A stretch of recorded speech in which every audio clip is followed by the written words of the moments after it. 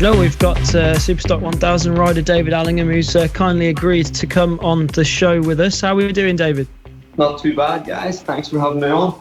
No worries at all. Thanks for coming on. It's an absolute pleasure. Well, firstly, what are you up to these days? Trying to find something to do now that the race season's not going anymore. Maybe get stuck into a bit of work again. Maybe regather my thoughts and work on new techniques and what to do now coming back into the race season. Because I wasn't really happy with the way my year went. It wasn't how I planned it. So we're going to maybe go back now and relook at my training and relook at maybe how my mental approach is coming into the races for 2021. Yeah, for sure. I mean, it seems from the sidelines like an eventful season, but I mean, it was for a lot of people. Just talk us through the season. We started off before the start of the season. Obviously, I signed for the in-competition Aprilia, which was a great bike in my eyes. I thought it was a great team. And we started off the first round test. So I went back to test, and everything went good. I had lots of confidence. I was training quite hard, eating healthy. Put on a lot of hard work, as you do for motorcycle racing. We went to round one and we had a bit of a technical failure, which just from then on just kind of spiraled out of control. To be honest, I don't really want to get into it too much. So by round three, we kind of didn't know what to do, and we weren't with the in-competition Aprilia team anymore. So I rung Bulbase at the start to try and take that in a free space, but obviously with Tim Neve and Leon Geacock being there was no ride, so that kind of led on to Michael Dunlop, and we kind of put a bit of a team together, and we went racing. So, but I think by that stage, I think the confidence was already gone, so it was really back to just rebuilding again. When everything that you work for on another machinery has now disappeared. You have to start fresh on another bike, which halfway through the year when everyone's starting to get up to speed. Yeah, of course. And what was it like moving from the Aprilia to the Suzuki halfway through the season? Yeah, it was a good jump. When I jumped back onto the bike, it was exactly what it was the power I definitely wanted for sure. I liked the way Michael set the bike up, and to be honest, at that stage of the season, it was nothing to do with machinery or setup or anything. It was going through. I just had lost all my confidence, basically. That confidence that I had worked on all testing and all off season to build up. When we got there with the Aprilia, things weren't working. It just confidence starts going, and everybody knows in motorsports you can't go forward without the confidence, and you start doubting yourself and not maybe believing in yourself as much anymore. So, to be honest, I should have just scrapped the season and maybe went away and started working and got just started working on back to basics and start working on things I needed to work on throughout the season. But racers, me being me and being a racer, I wanted to get straight back out in case I was losing anything. So we decided to do the thing with Michael, and which was a great opportunity. That was hard work for Michael to just kind of drop everything and start taking us guys on. So I really appreciate everything you done for him.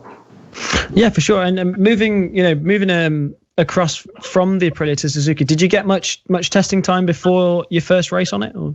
No, we just turned up at Open Park for round. I think it was round 4, was it? Yeah, round 4. We turned up to Open for round 4 and went out. I think the first session on it, I was 7th. So that was my first time ever riding the bike. So it started off really good. I actually wish I started off like 20th or something, because I don't know if we bettered that all weekend. But the Suzuki was good. It was no testing and just to jump on the bike and start learning it. I thought we'd done an okay job. And moving back to sort of the beginning of the season, what was it like, or rather the season as a whole? What was it like moving across from BSB or from the Superbike class to the Stock 1000 class? All right. It was good. I wanted to move. I wanted to stay in Superbike because for Superbike, I always think you need a 2-year deal, you know? Yeah. And I didn't really think I got a fair shot in Superbike. I felt like it was a learning season, and you know, like we'll use the first year as a learning season, and the following year we'll maybe, as I say, you need confidence. So I wanted to go back in on the second season and maybe start bettering myself and proving that I should be there. So we were kind of robbed of that, and I had to go back to Stock 1000. So Stock 1000 is mega hard class. I really, I didn't really expect it to be as hard as what it was. There were some great riders on it. So it was not the mindset was the same. I maybe went from, in the Superbike, sometimes you have to kind of change your mindset. You think, look, get top 15s and start building on it from there. And if you can get the top 15s, you work your way up. In the Stock 1000, I kind of came in expecting to be in the top 5, or at least the top 10. So I think it was, I maybe put a little bit too much pressure on myself. I maybe should have took a year on it and settled down and go for it next year. Hi, Dally. Sorry. Mr. Allingham, shall I say? David Allingham. We know like the differences between the Superbike, like one not having traction control and obviously the stock bike having all the electrics and that. But as a rider, what is like the difference? Do you have a different style? Is there one you prefer more than the other? Did it take a lot of adjusting? Yeah, the first thing it took for me to adjust to was the SC2 tire.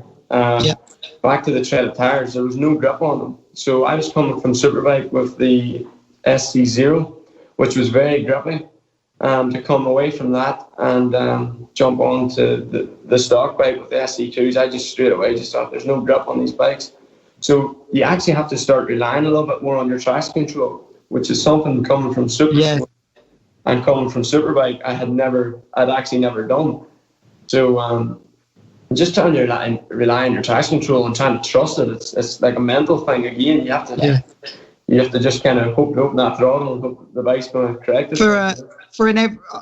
I do racing, but nowhere near on the level you guys, and the bikes I need, I totally don't need traction control. But as a road rider, do you notice the traction control compared to the Superbikes? Is it really noticeable between the two bikes? Yeah, for sure. The Superbike's very stiff.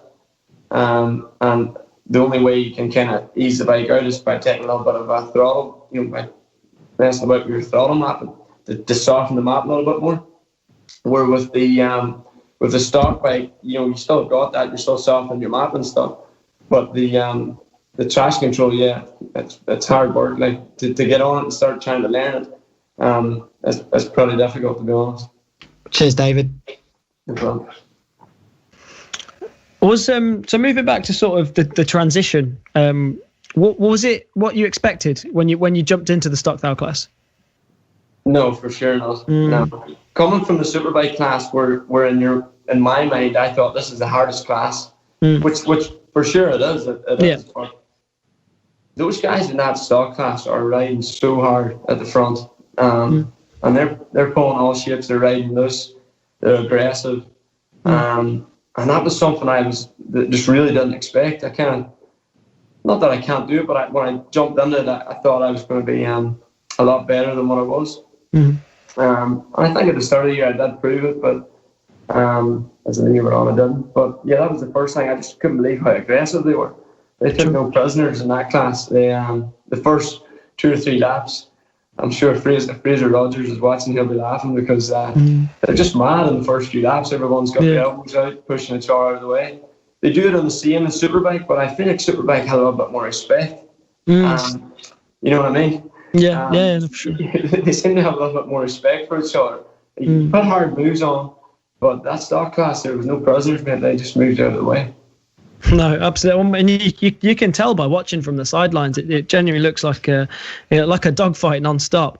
But do you have any plans going forward then for 2020? Anything starting to click into place? I'm speaking to a few teams at the moment, trying to work things out. And to be honest, I'm just trying to regroup now, get my head back together again. look at my training, and I just need to basically go back to my basics and enjoy riding a motorcycle again. You know, that's the kind of what I've been doing. So basically, I've been looking at 2 teams and trying to work out what teams is my best option.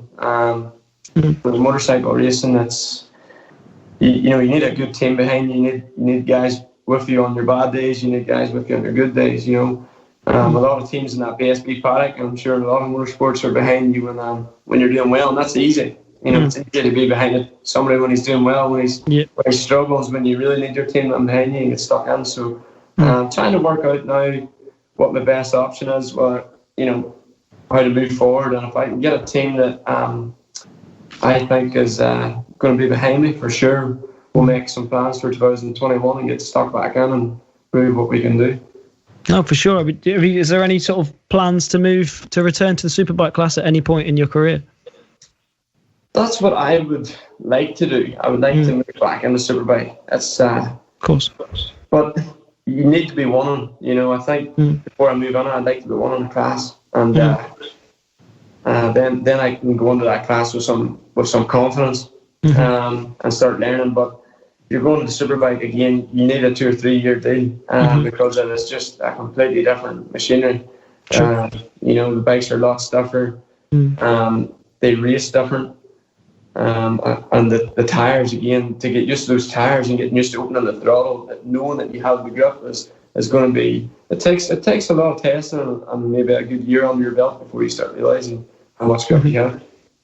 No, for sure, it makes sense. I mean, going back to 2019, where you were running in the Superbike class and running your own team, what was it like running, obviously, new team and new class? It was exciting. It was 100% exciting at the start of the year. I loved it. I really enjoyed it. It's just that the money it takes. You know, we were trying to do it ourselves, so the money it takes to do it on a budget, that there's just no point being there. You know, because things have to be cut. You know, maybe not necessarily get all your tyres that you should be allocated to use. Maybe not being able to put your swing arms, chassis, put a swing arm in the bike. Or got somebody just texting me here. He's really trying on. So you have to buy swing arms and wheels and all sorts of electronics, Motex, and by the time you put the Superbike together, it costs a lot of money. So we actually never got a full-blown Superbike put together. You know, to be honest, mine was just like a modified stock bike. So I would 100% like to go back in there on a full-blown Superbike, because I think that would be a whole different experience, you know. So yeah, it was. I thought I really did enjoy it, but I would like to do it properly. And for those who don't know, because obviously, I mean, you're still running the team in the Supersport class as well as EHA in the Superbike class. What's the sort of difference in funding, in manpower, in everything you've got to organise and get ready between Supersport and Superbike? The manpower is very similar, but what happens is that you need to have crew chiefs around you. You need to have guys who know exactly how to. With the Superbike, there's a lot more throttle. You're kind of mapping out your throttle and making the throttle a lot softer because the bike is winning all the time. Where the 600 was kind of different. The 600, you kind of got it. You got a throttle that you like, and then basically you wanted to get the bike as fast as you can get it. So you kind of left the bike then. Once you got it fast, you just had to do a little bit of engine braking and stuff like that. But with the new Superbike, with the Superbike being a lot heavier, I felt like there was just a lot more work on it. Like with the engine braking, you were adjusting it all the time. With the bike wheeling, you were taking power away. Then you were kind of maybe getting a little bit faster, and you were going on. I got that corner sorted. Now I need the power back. So there was a lot of messing about all weekend long with your bike to get it sorted. With the Super Sport, I felt like once we got our settings on it, we got our suspension right and our balance of the machine right, I felt like I just kind of left it and just rode the bike, you know. True. Where the Superbike was just all the time, you're just messing with settings to try and get a little bit more, and they just keep getting faster, which is really difficult. That's really interesting. We've seen this year it's been difficult for, you know, funding rise for many teams, for many riders. I mean, a lot of riders, you know, some announcing retirement, some sitting a season out. How difficult was it for you in these times with, you know, with everything that's currently going on in the world? Yeah, for sure. It was really hard because obviously with the whole COVID and businesses being closed down and guys having to cut back, I couldn't get the sponsorship together. So it was very hard to get, trying to pull some money in to get going racing. The other thing was with that COVID was that the season kept getting delayed and moved on forward. The thing was, I was training since maybe November last year, December, really hard. So I had kind of peaked coming up to March, beginning of April, and the season just keeps dragging on. And so that was mentally tough because I don't know how much longer I can do these days of training, you know? Yeah, for The sure. season to be started. So that was quite hard because every time you felt like the season was going to begin, you had to regroup and start training again, and making new plans and of when you're going to be ready. And I felt like I was ready in March or April, and that was difficult to stay ready for so long.